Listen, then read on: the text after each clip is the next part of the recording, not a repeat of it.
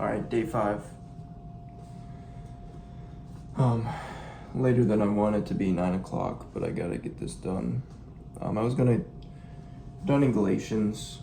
I was gonna do Proverbs, but I just had small group and we talked through John 20. So I want to talk a little bit more about that, kind of because that's fresh on my mind.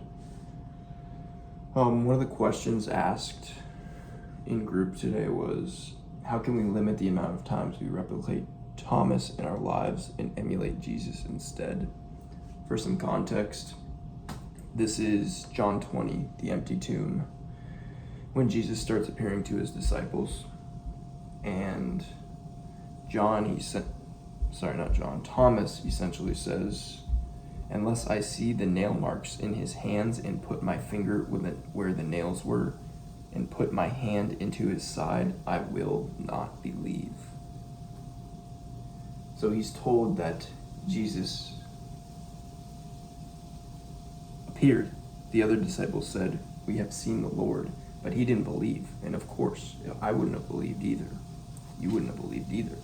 If somebody told you somebody rose from the dead, how could you possibly believe that? That makes no sense. And Jesus shows up. He said to Thomas, put your finger here, see my hands, reach out your hand and put it into my side. Stop doubting and believe. Now Jesus literally came up to him, told him, stop doubting, look.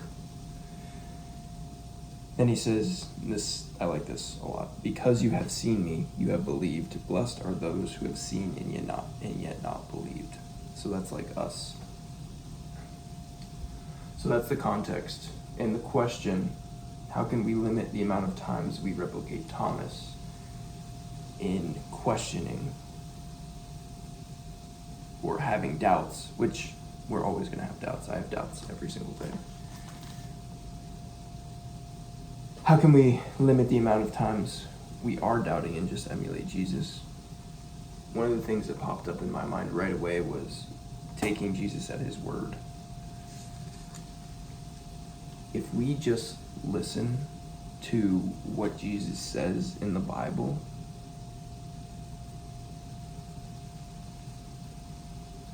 we don't have to overthink things. We don't have to doubt as much. We can just take Jesus at his word and believe what he says.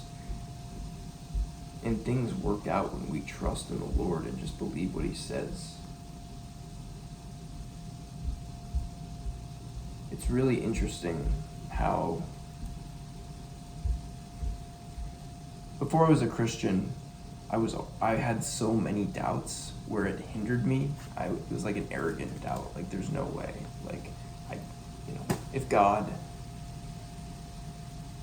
is real, just like present yourself to me. But Jesus, I feel like Jesus is addressing that right here.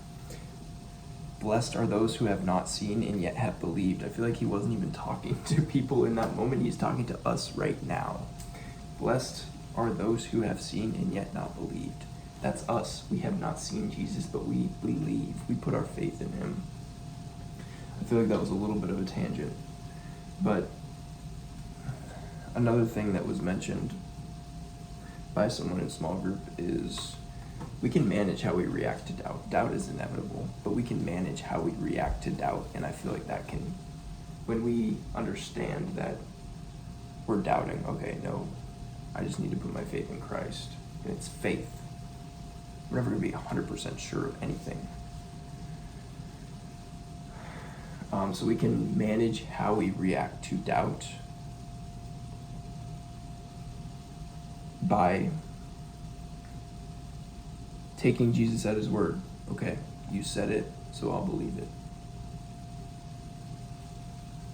So there were a lot of things I got out of group tonight, and we were in John 20.